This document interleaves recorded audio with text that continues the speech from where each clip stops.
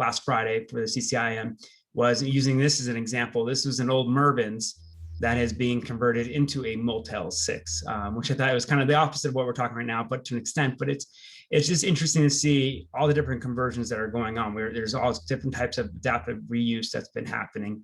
And this is the next stage of it's moving along. So without further ado, I would like to introduce Jerry Hawkins from Hawkins and Cole.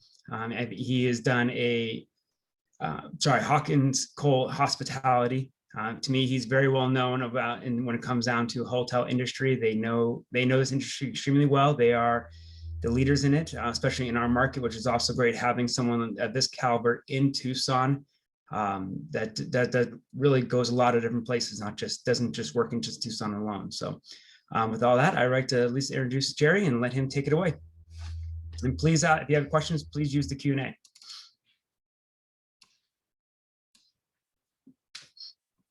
Jerry, you're on mute.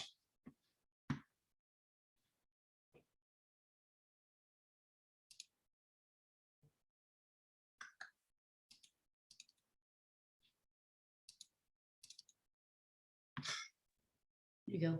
No? We can hear you. Now? Yes. Oh, okay. Good afternoon. Approximately 14 months ago,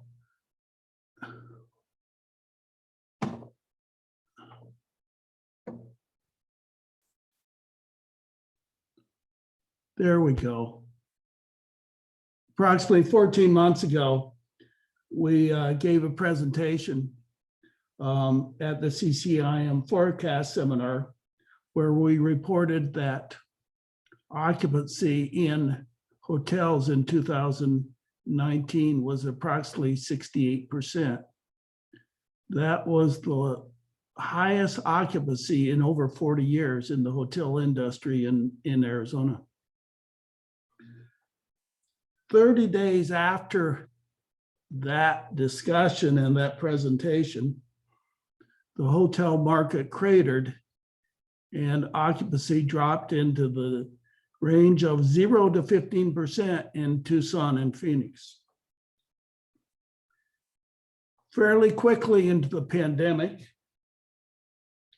there was a general opinion that there would be a large number of hotels that would go out of business. And secondarily, that some consideration of conversion of these hotels into other uses would start occurring. The majority of hotel owners in 2020 suffered significant negative cash flow. And only because lenders did not pursue foreclosures in an active way, there wasn't a significant amount of properties that came on the market. In almost all the other real estate recessions that we've gone through, there was an active number of foreclosures. And I think what happened in this case was the lenders realized that it was no fault of the owners that we were in this position, that it was due to the COVID pandemic. And there was a significant amount of forbearance and extensions that were given to hotel owners. And it was the only way they survived actually in 2020. Majority of of owners were not making payments, and it was a very dark period in the hotel business. Starting about 60 days ago, we started to see some increases in occupancy, and today the occupancy is about 50% on average across Arizona, Phoenix, and Tucson. Our business travel is not returning. We're almost 100% dependent upon leisure travel right now. Due to that fact, occupancy will be hard to recover past the 50 or 60% range. we are starting to see existing owners in certain segments consider selling. And banks are starting to think about foreclosure at various different levels. Thus, the question we have today is, will we start to see conversion of hotels and alternative uses in the near future? Conversion of hotels and alternative uses is not new. Hotels have been converted into alternative uses in Tucson for over 100 years. In the 1880s, one of Tucson's first hotels, the Occidental, was converted into an apartment about 15 years after its original construction. Tucson's most iconic hotel, the Pioneer Hotel, was constructed in 1929 and was converted into an office complex in 1977 after the fire of 1970. So overall, the conversion of hotels into alternative uses is not new. It occurs at various different stages and at various different times. If we look just real quickly at the summary of kind of conversion of hotels in Tucson, the widest number of hotels that were converted are, of course, those ones along Vincent Highway and Oracle Road, the old Miracle Mile, that were converted over the last 30 or 40 years into apartments, elderly housing, etc. More recently, in the city of Tucson, we've had some fairly interesting properties that have been converted from hotels into alternative uses, including the Ghost Ranch Lodge, which was converted into senior housing. Over the last 2 or 3 years, the Best Western on Tanque Verde near Sabino was converted into a rehab facility. And right north of the Tucson House on Oracle Road, an old hotel student housing project was recreated into an immigration facility. The largest conversion of a hotel into alternative use in Tucson was the conversion of the Holodome on Palo Verde Road by HSL into the Gospel Rescue Mission and a senior housing project. That project included 299 rooms, excuse me, and it was probably the perfect property for a conversion. It was an older property that had lost a significant amount of occupancy. The occupancy as a hotel when we sold it was less than 15%. It had a significant kitchen facilities, meeting space, etc., that made it perfect for elderly housing conversion. Demand for conversions is higher than the supply. There's a significant a number of interested buyers looking at properties, of hotel properties to convert, but there aren't a lot of properties that are logical for conversion. Almost all the properties that we've sold over the last 5 or 6 years, there was a significant number of senior housing, assisted living, independent living, memory care developers and owners that showed interest in these properties. 2 of the ones that showed a lot of interest was the Sheraton on Grant Road by TMC and the Radisson on Speedway in Wilmot that now HSL has converted into an Embassy. As I recall, we had 10 to 12 offers on both of those properties, and at least 35 to 40% of the offers were from senior housing developers. So what are the alternative uses that hotels are being developed into across the country? Well, the list is pretty long. Multifamily apartments, senior housing, independent memory care facilities, tax credit housing, rehab facilities, homeless shelters, student housing, and offices. There's probably a few I left out, but that's a good summary of the conversions that are occurring. So what are the best hotels to convert? It depends on what your use is, but for the independent assisted living and memory care facilities, the full service hotels are the best because they generally have a lot larger size rooms. They have kitchens. They have a main kitchen facility and they have a lot of meeting space. The extended stay hotels with kitchens are the best conversions for apartments and multifamily.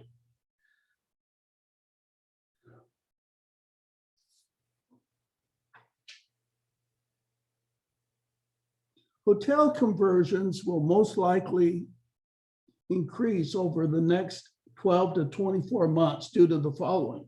Number one, there's a significant amount of growth from the government sector in affordable housing, homeless shelter, and senior housing.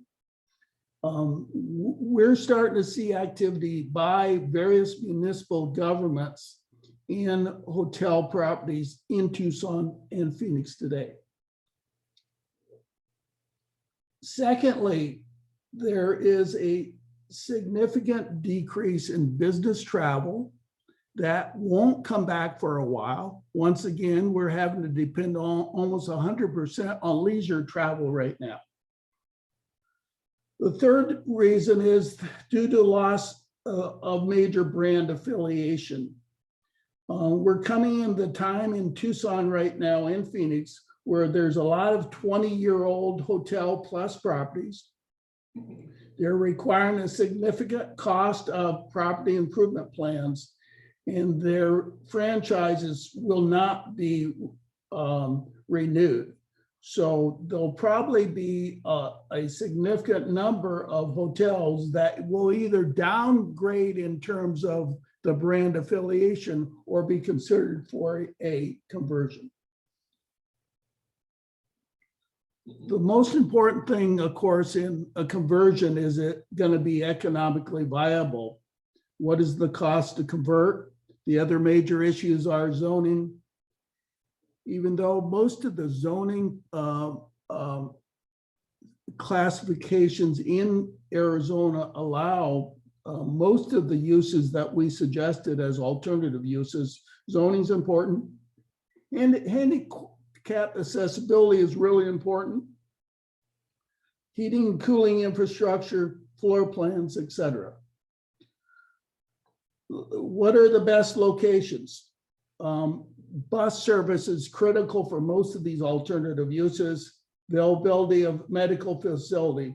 Parking tends to not be that big a deal because generally hotels have requirements when they're developed to have at least one space for each room. So we find parking to not be a major issue in conversions. Who are the most active buyers? Senior living developers, local and county government, small apartment investors, and operators of small independent living and memory care facilities. Financing in the next 12 to 24 months of these conversions will probably require at least 50% equity. In addition, there are some of the regional and local banks that probably will not be players in conversions. So trying to find a bank that will be an active lender is going to be important for buyers. Return rates for majority of these types of assets are not as important due to the fact that most of them are businesses. So we're finding that the buyers are looking at overall cash flow and not necessarily specific return rates. One of the big questions that always comes up are municipal governments and cities supportive of such a use? Governments are really supportive of these kinds of uses, especially into the seniors, low income, and homeless shelters. The biggest problem, though, are neighborhoods, and there are certain neighborhoods that don't want these kinds of conversions in their area. So in some cases, neighborhoods become important to look at. So what Tucson locations will we see the most conversion? The airport area has over 20 hotels. A lot of them are coming of significant age. They're going to need significant repairs and maintenance and upgrading. But the big question is, do the uses that we're talking about want to be near airports? It'll be interesting to see. Secondly, there's a significant number of new extended stay hotels that are being developed right now in southern Tucson that will impact the airport hotels. The other areas that we think some hotels might be available for conversion are I-10 at Grant Road and I-10 at Ina and Cortero. Some midtown hotels that are interesting conversion opportunities include the La Quinta on Alvernon, the City Center Hotel at St. Mary's, and the Inn Suites on Oracle Road. Most of the conversions are occurring in major cities across the country. Conversions in southwestern United States are fairly limited. Tucson and Phoenix,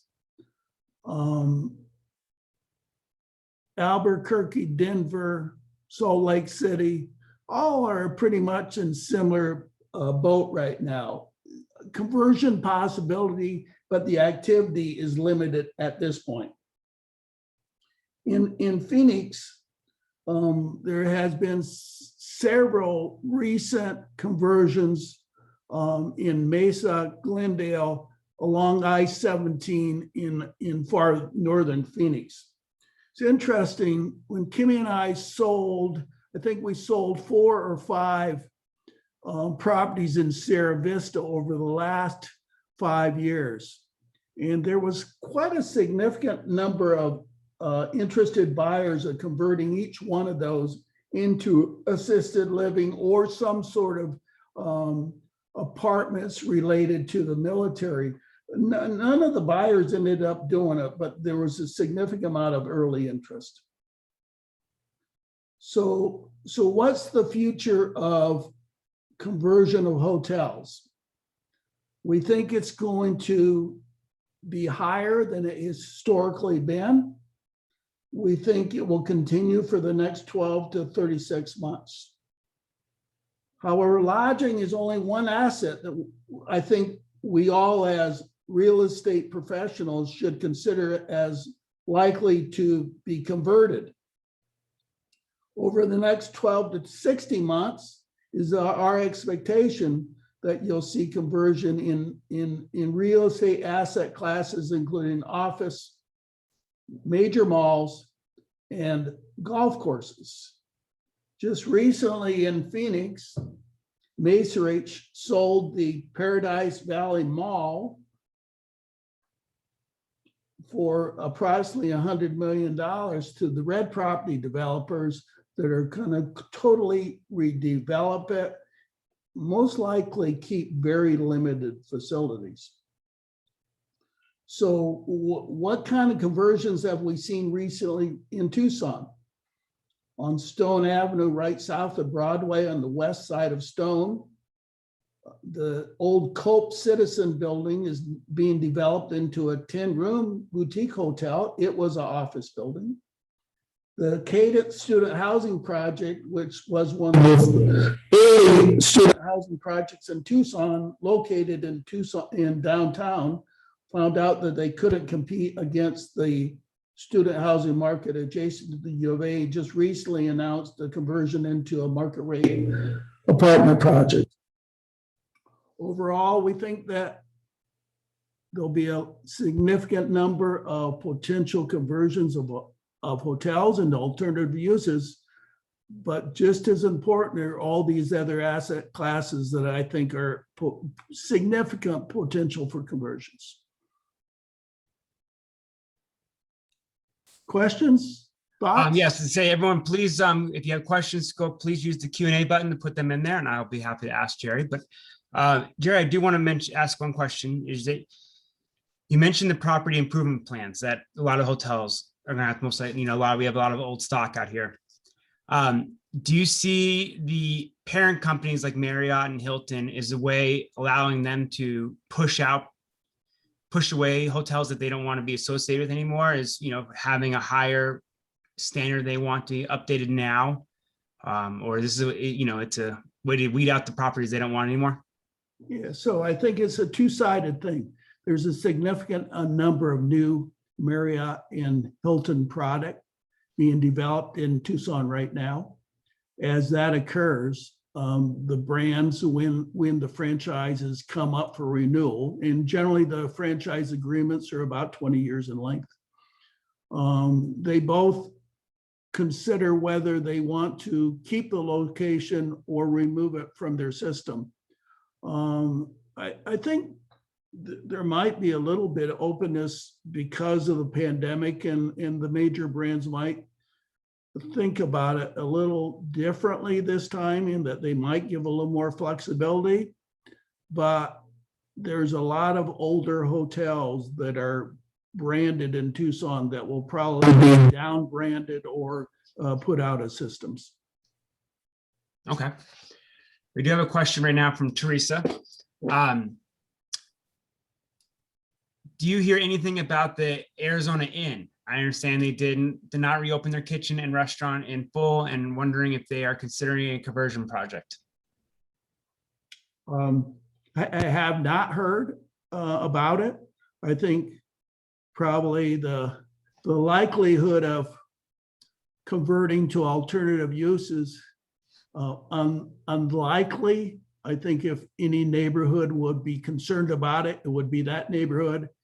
And if that property was ever available for sale, the list of potential buyers would be as long as maybe any other sale process within the city of Tucson. Very cool. Okay. Now, referring more back to the cost, I mean, as you mentioned, we have a lot of some older type hotels, and maybe the property improvement plan that would be too costly, and so it might be a way to get out of this and maybe to convert to a senior living or a multifamily property. Is there that much cost savings benefit by repurposing that structure versus obviously then demolishing and building brand new? I mean, obviously I feel like that's kind of a automatic yes, just due to lumber prices and everything else. But is there other types, maybe if you're to convert to make it work, or is? Yeah, I think that of course the economics is the number one decision that people need to look at in conversion. But you hit upon it, is construction costs are skyrocketing right now. The several projects that were bid 24 to 30 months ago, recent bids indicate that the pricing is almost up 50%. So I think new construction projects are being seriously impacted by the cost of lumber and steel, but also the general construction trades also. I think we're going to see some projects that are in the feasibility stage right now not move ahead because of, I don't want to call it surprises in construction costs, but significant increases in construction costs. And thus, I think the available stock of some of these existing facilities to buy them at the right price is going to make it very economically rewarding to remodel them. Okay. Jerry, it's Jason Wong. You had mentioned that 50% equity is required. Is this an indication of the high risk these projects, conversions pose? Yeah, I think it is. I think it's a combination of the high risk, and then secondarily, I think that lenders are carefully looking at new projects right now. They've come out of time period where if you were a lender, you had an office building, a hotel, a retail property, et cetera, your owners and the guests and tenants of all of those properties have been significantly impacted. So I think what we're going to see, and we're seeing right now, is as we're discussing new projects with lenders, I don't want to call it a reluctance, because lenders make money by making loans, and if they're not making loans, they're not happy. So, but I think what you're going to see is you are going to see less than 60% loan to value in most of the projects that we're talking to people right now. We're starting off at 50%. What kind of leeway time are they giving you on those kind of projects to, get up to market, or that feasibility aspect? I think every one's a little different, but most of the projects that we're working on, the lender and the developer are wanting a runway of at least 24 months, both from a combination of not knowing exactly how fast recovery is going to occur, but then secondarily, just knowing that there's going to be kind of changes to the marketplace as we go along. So I think a minimum of 24 months. I think anything less than that is going to be difficult for both the banker and the borrower. Okay. Now, Jerry, do they still require an appraisal on this? How do the appraisers look at the property? If you're an appraiser and you're appraising properties in today's world, I think it's very, very difficult. If you look at the last years of occupancy in almost every sector, your projections for the future are going to be difficult. Secondarily, what you saw in a lot of the different sectors was maybe we were projecting ADRs of $140. We ended up to be at 100. And in the other asset classes, if you look at office buildings and retailers, most of the major retail owners had to make some sort of adjustment for rents. We do a lot of work with one of the little larger shopping center owners in the southwestern United States. And, their face rents are not what they collected last year. So appraiser is going to have a tough time figuring out what market rent is. And then once they figure out what market rent is, kind of what absorption of those new and existing properties are going to be.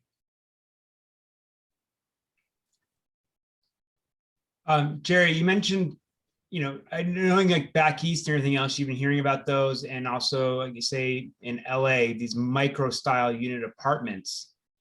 I mean, most of the hotels out there, I'm thinking, especially in Tucson, not a lot of them have really large rooms, and so yep. Even in the ones that are, they have the kitchen and everything else, I mean, they seem very micro style.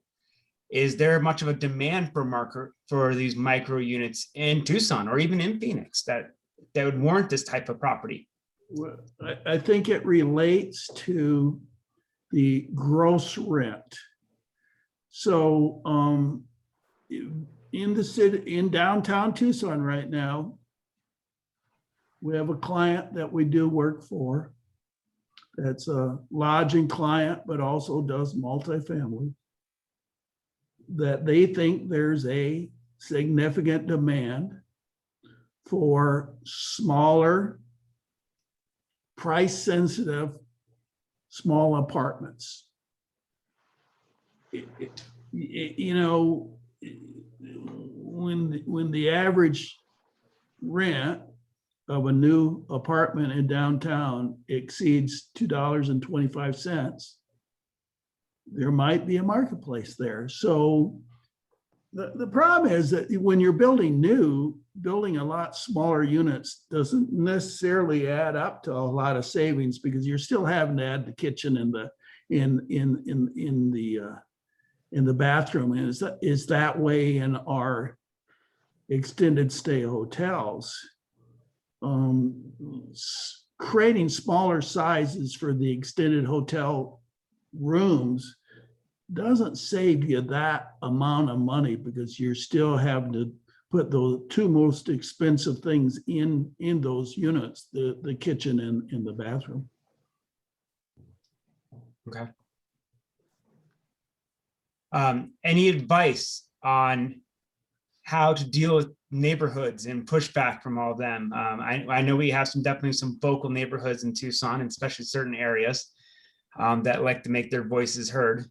And from stuff that you've been involved in or anything else, is there any advice you would give to someone that's looking to do this, and maybe how to deal with some of these neighborhoods?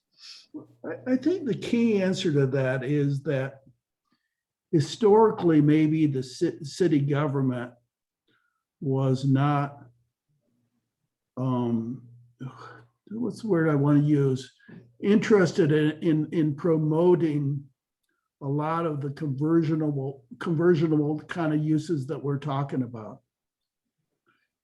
Over the last certain period of time, I think that they've realized that they want to take the position and they want to promote the conversion and the development of some of those alternative uses. At the federal level, you're seeing a lot of money being putting on the table for a lot of these alternative uses, and I think that will only continue.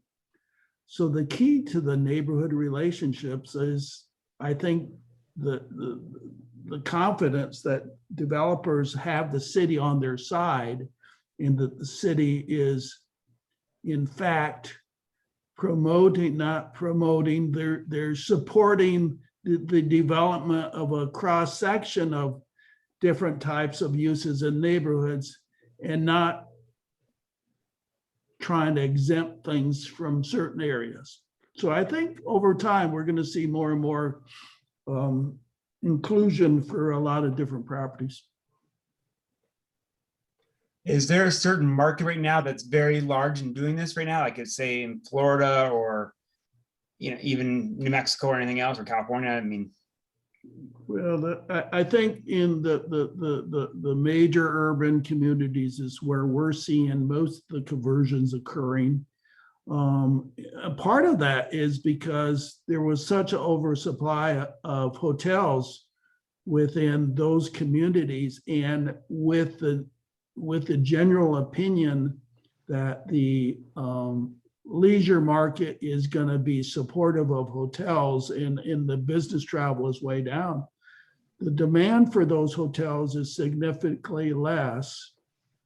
So what we're seeing is the growth of those alternative uses in those larger urban communities, and not in where we're doing most of our business in Southwest United States. And I think that will continue, but like I said, I think there are those signs that we're going to start to see those conversions occurring in our communities also. okay. I have another question too. I was thinking about it. You have the property One South Church that's taking some of their floors right now and converting to a hotel. Do you see properties on the flip side of this, where properties that we have office buildings or anything else that would make good hotel assets that are maybe a little more strategic locations? Do you see pushback from neighborhoods doing that version? Say if you had like a different side of a different side of Tucson that maybe would be conducive to convert that little mini, our mid-rise buildings we have in Tucson to a hotel. Yeah, so it's interesting when you hear the business community. I heard Jamie Dimon, JP Morgan talk the other day, and he was suggesting that maybe 30% of their employees will not be back into the office at any time in the future. He gave some numbers, and it was important that a lot of their younger professionals got back into the office. But his general opinion was there was going to be a sizable portion of people that worked kind of flexible kind of space, maybe 3 days in, 2 days out, et cetera. It's happening all across the country. I mean, JP Morgan is just one of the companies that are discussing that. So I think if you start with that point and say there's a lot of high-rise office buildings in great locations, that if the floor plate works for hotels, there's going to be some really interesting conversions. Like you said, One South Church. Think about that in a bunch of different perspectives. We're going to have another interesting hotel in downtown Tucson, a Marriott brand, a very attractive property. But what happens with the demand for floors 1 through 10 of office space? Where does it go? Does that office space demand not exist today? Was it unlikely they were going to have office tenants? I would suggest that over time that there'll be some more demand in downtown Tucson for office space, because the One South Church is now 50% office and 50% hotel. But it's hard to do hotels in stuff that is 2 stories and less. That is most of Tucson's office space. So there'll be some opportunities, I think, but they're going to be few and far between. Whereas you even get to Phoenix, there's already some people looking at converting some of their office buildings into hotels right now. So I think Tucson, there'll be some opportunities, but I think they're going to be limited. Okay. Do we see the potential for converting some of our mall assets into a multi-use type property where it's hotel, senior living, and apartment, or something like that? I mean, it's no question. And I think if you look at the major mall owners throughout the country, it's part of their land planning right now. I mean, they're active every day trying to figure out what they're going to do with the Macy's and Sears space that they got back. And it's one of the biggest issues in terms of some of the mall buildings is how you create windows, though. So that there's a lot of creativity that's going to need to occur. Some of the smaller 1-story retail buildings, 2-story buildings that had windows, I think are easier to do. The creative architects are going to figure it out, but it's going to take a while. But yeah, no, those discussions are going on right now. And as we talk, and as Kimmy and I talk to developers, they're wanting to get into those big mall locations, because that mixed use of high-rise multifamily, office, selective retail, service kind of providers, medical providers. I mean, some of these, I would suggest that the Paradise Valley Mall on Tatum up in Phoenix is going to be a little mixed use town when it's all said and done. So I think there's some tremendous opportunities that we're going to see in those properties. Wow, that is very interesting to hear, and I look forward to seeing some of these assets as they change and and convert, and especially in our market, and help Tucson flourish in different ways as we move forward. Well, thank you all for the chance to spend time with you all today. I appreciate the real estate professionals that are involved with CCIM, And, let's push Tucson forward to being that exceptional community that we want it to be. I agree 100% with you on that one. Jerry, we greatly appreciate your presentation. You definitely had insight of all types of properties, especially with hotels. So it's nice to hear all those things. And, it's also nice to look at what downtown has been coming over the past several years and where it's going, especially in the hospitality world. I mean, there's some great assets down there, and it keeps on improving even more so, which is great to help. Hopefully these other companies will come down, will see the traction we have to offer, and use our lovely CCIM organization of brokers and developers and consultants and people like you to help further Tucson and help us grow even further. So which is great. So thank you, everyone. Please, I just want to say a huge thank you as always to our sponsors. We greatly appreciate you. You guys are it is wonderful.